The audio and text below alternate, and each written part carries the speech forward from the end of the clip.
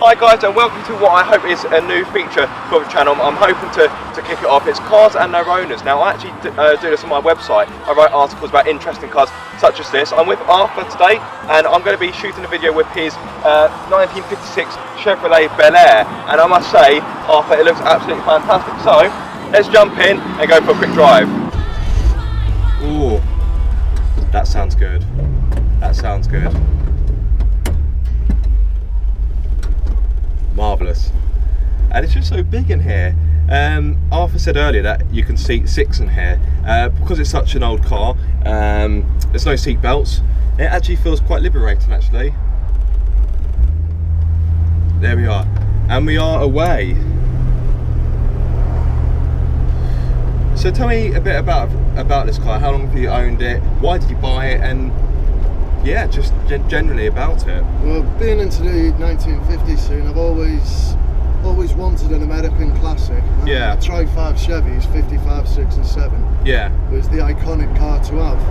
And as I'd noticed that there was lots of 55s and 57s around, I decided I'd go for a 56. Because it's rarer? Because there didn't seem to be as many of them at the time. Okay. I've owned this one now for 8 years. Wow, quite a long time then. Yeah, we run around lots of shows on the south coast and just basically enjoy the car. When the sun comes out, the car comes out, you know. Yeah. Most of the time spent polishing it. Well, yeah, funny enough, I actually met Arthur at Wings and Wheels last year, and when I was talking to him, every moment he seemed to be polishing the car. I think the car must weigh about 3 tons just in polish alone. I think you go through more polish than you do petrol, don't you? Yeah. But I never wash the car. I only ever use a cream cleaner on it, so it's just polished clean. It doesn't get washed. Yeah, and it looks fantastic. So all that hard work certainly doesn't go to waste, as it looks absolutely spotless. It looks as good. It looks as good now as it did when it would have rolled off a production line back in '56. It's just absolutely wonderful. It's a really fun car to drive as well. There's no power steering, no power brakes. Yeah. They are optional extras, but just adds to the fun. Yeah, it just adds to the charm, doesn't it? Yeah. Everything that's on the car, I've not added anything that you couldn't have as an optional extra in '56. Yeah. Okay. And what would you say has been your most memorable drive in it? When I bought the car, I bought it from a guy in Norwich, which is over 200 miles away from where I live. Yeah. And we drove up there and I had all the insurance in place and everything else. Done a deal with the guy and I drove it for over 200 miles. Only haven't seen the car for about 2 hours. No way. And I never got a cough out of it, not a splutter. Yeah. Ran beautiful all the way back. Yeah. And funnily enough, me and Arthur were speaking about this earlier. Well, Arthur and my wife Patsy, at Wings and Wheels last year, Arthur actually bumped into 2 of the car's former owners. How did that happen? That was really, really uncanny because up until then, I'd only ever seen, I think it was one other 56 Chevy at a show. Yeah. And then suddenly I go to a show and I find 2 previous owners. Yeah. One of them had actually owned the car in Manchester. Okay. And then it came back down to Norwich. Yeah. And did either of them want to buy it back? Did they get reminiscent and feel, oh God, I need to have that car back in my life. Can I buy it off you? No, we did swap some stories, and some of the work that I've done to the car, they did say like that it seemed better now than it was when they had it. But it's one of those things where as long as you keep working on it, you know,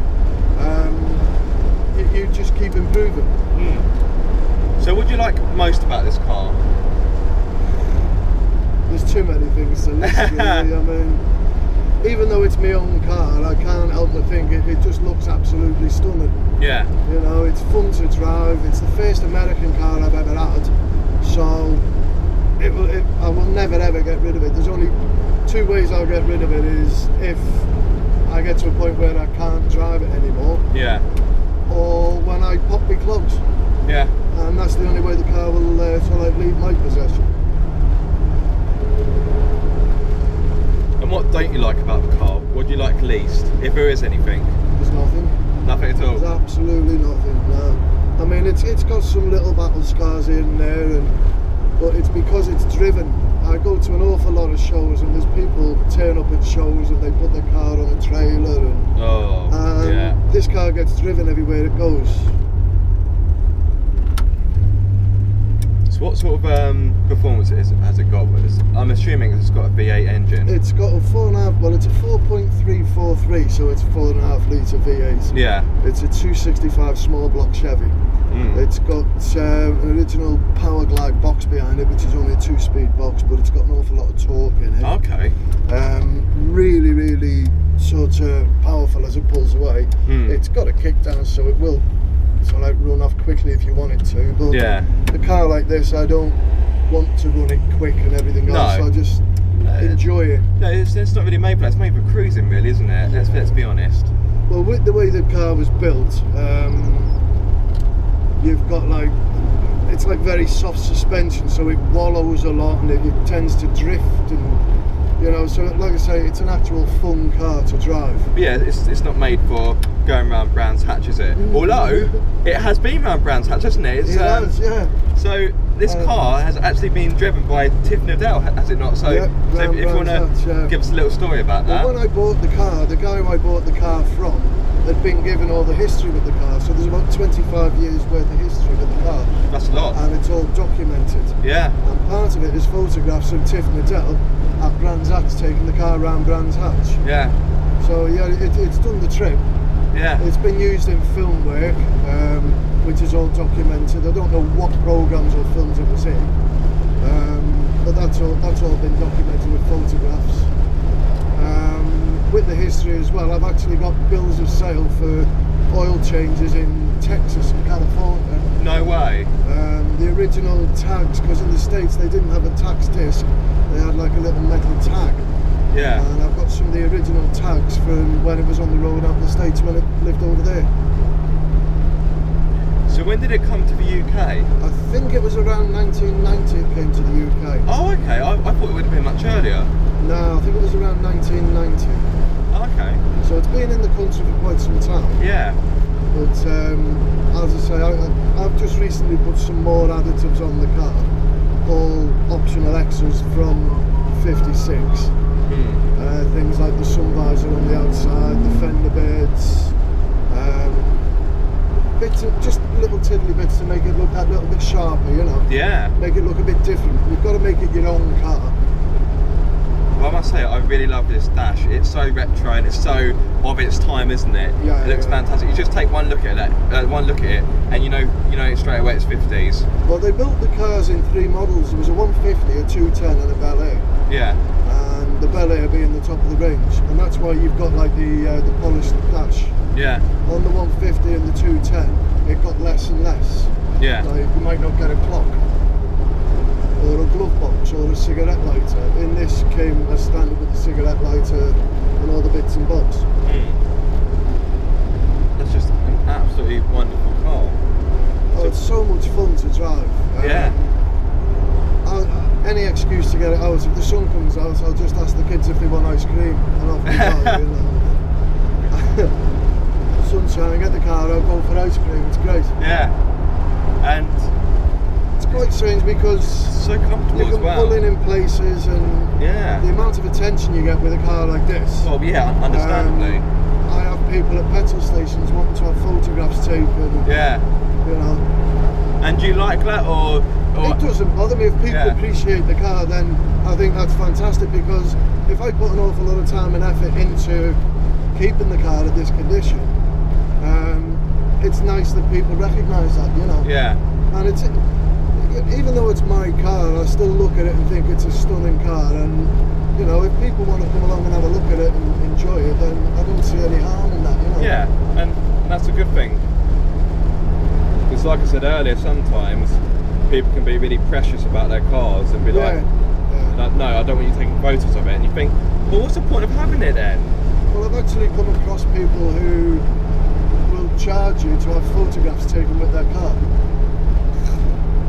And I just don't agree with that, you know what I mean? Things like this, old cars like this, are there to be enjoyed by everyone. Yeah. You know, I mean, like youngsters coming through now don't see many cars like this. No, they won't. You don't see them popping up in McDonald's car park now and again. No. You know? So when they do show an interest, I think it's only fair to go out of your way and say, yeah, have a look. Yeah. I quite often at shows have youngsters who absolutely love the car, and I'll say to the parents, we'll let them sit in, have some pictures, and they're amazed, you know. You'll let them sit in the car, and they're like, oh, thank you very much. Yeah, you know? and that's brilliant because it's just. I think people who have cars like this should be able to share them with other people. I'm not saying go up to a stranger and go, here's your keys, but just let them sit in it, appreciate it, really soak in the car and its history and its heritage. Yeah. So I think that could only be a good thing, really. Well, I sat in the car one time, and strangely enough, it just crossed my mind. I just sat there thinking to myself, how many young couples in the States in 1956, 57 went and done their their innocent courting out in the driving movies and things like that in this actual car? Yeah. You know? So much history. So much history. If the car could talk, I bet you could tell some stories. I bet it could. It was funny actually, you talking about stories. I was talking to a chap the other day who he knew someone who had bought a Lamborghini Miura that once belonged to Rod Stewart. Oh, nice. He bought it at auction and he noticed there were holes in the roof. Yeah. And it turned out they were caused by stiletto heels. So that tells you everything you need to know. Yeah, just let your imagination crack on with that one. Exactly. Oh God, you old dog. Yeah. So have you got any other classic cars? No, not at the moment. I'm looking to buy a 48 to 53, 54 Chevy slipside truck that I want as a daily drive. Okay. Ideally, in the ideal world, I would really like to get myself a 55 and a 57 because I love the tri-part Chevys. Yeah. But this one will always be my main passion because it's the first one I had. Yeah. And is this your first classic car? No. I've had lots and lots of old English cars. The very first car I ever bought after passing my driving test was a 1956 Ford Prefect. Okay. And then since then I've owned various Mark II Ford Consuls, Zephyrs, Vauxhall F-Type Victors. Okay. I've had an abundance of them. Yeah. And I got myself to a stage where I would build the car to a certain level and think, this is what I want now, I'm keeping this. Yeah. And I'd drive down the road and see something else and think, no, I want one of them now. Yeah. And it just went on from there, you just carried on with more and more cars. But when you've got a family and all your bills and everything to pay, you have to limit it a little bit, Yeah, of course.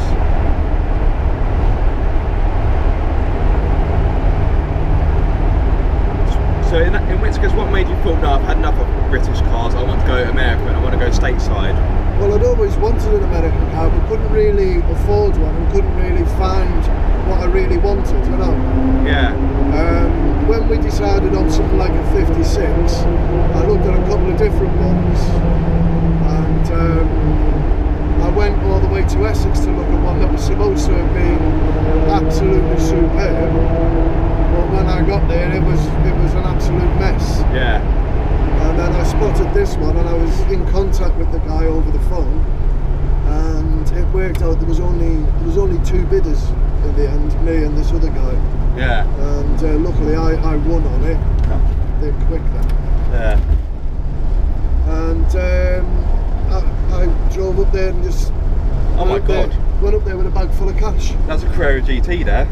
Jesus, they're rare. They're rare and they're quick. Yeah. That's why they're rare, you can't see them. What McLaren was that? I'm not too sure, but sorry, please continue. I was completely starstruck. I've never seen a Carrera GT in real life. So they're obviously going to a meet or somewhere. Yeah, well they've just been to one. Yeah, but it's a lovely day for it, isn't it? Oh yeah. See, sometimes I'll just take the car out and just put some music on and just drive around in the sun. And why wouldn't you? It's nice. We'll go off and we'll drive down into areas like the New Forest and go down there and go and find a nice little pub, have a pub lunch, just chill out, do nothing. Yeah. Or we'll meet up with plenty of other people that we know that have got old cars like this. sit down, listen to a bit of music, have something to eat. Yeah.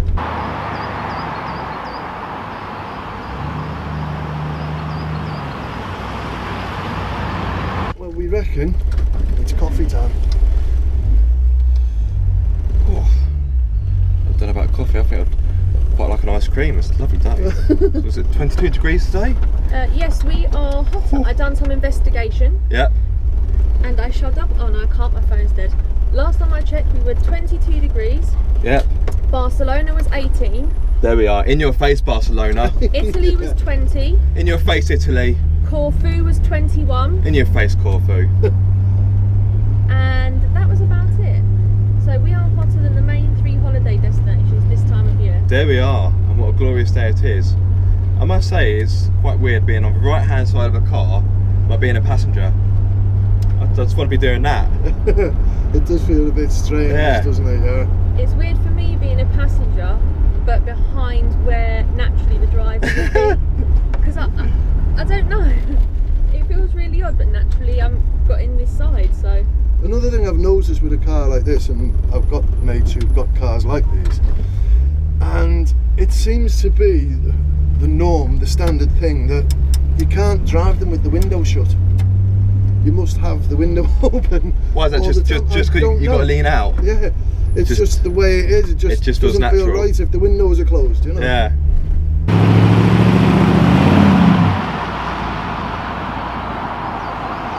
Right, well, we're pretty much done. I'm just going to head back to my car now. So I'd like to thank Arthur for his time. He's been very gracious about the whole thing. You're very and welcome. let me come down and enjoy his car. So yes, like I said earlier, if you want to get your car featured, please get in touch. But it needs to be interesting, rare, or something along those lines. It can't just be I don't know, some crappy Polo that's had a few modifications on it. It needs to be something genuinely interesting. So I really hope you enjoyed that. Sorry, I can't get words out. I really hope you enjoyed watching that, guys. Hopefully there'll be more of these videos to come. If you did like it, give it a thumbs up, and if you haven't done already, please subscribe. But until the next time, I'll see you soon, guys. Take care.